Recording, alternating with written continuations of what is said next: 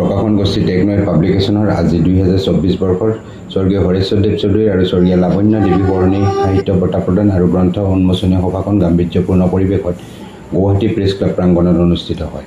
প্ৰকাশক শ্ৰী নৱজ্যোতি দেৱ চৌধুৰীয়ে আগবঢ়োৱা সভাখনত বিশিষ্ট অতিথি হিচাপে উপস্থিত থাকে সাহিত্যিক শিক্ষাবিদ ডক্টৰ ভূপেশ শৰ্মা, জ্যেষ্ঠ সাংবাদিক মণ্টু শইকীয়া, প্ৰশাসনিক বিষয়া সাহিত্যিক চিত্তৰঞ্জন ওজা আৰু সাহিত্যিক সাংবাদিক লীলা দেৱী। 2024 বৰ্ষৰ টেকনইড পাব্লিকেশ্যনৰ সাহিত্য বঁটা প্ৰাপক সাহিত্যিকসকল ক্ৰমে ডক্টৰ হোমেশ্বৰ দাস পাটচাৰগুচি, ডক্টৰ সিদ্ধান্ত মেধি গুৱাহাটী, নীলিমা দেৱী ভাগৱতী টিহু, ৰক্তিমা ডেকা বৰুৱা বাইহাটা চাৰিআলি আৰু মানসীনাথ পাঠশালা।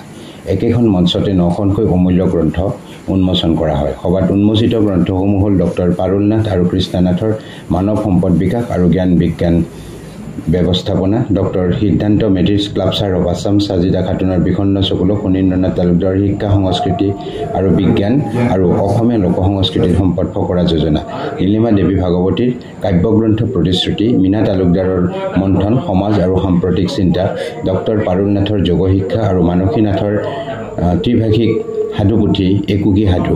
সভাত ভালেসংখ্যক সাহিত্যিক আৰু গণ্যমান্য ব্যক্তি উপস্থিত থাকে। সদৌ শেষত জাতীয় সংগীতেৰে আজিৰ এই অনুষ্ঠানটোৰ সফল পৰিসমাপ্তি ঘটে।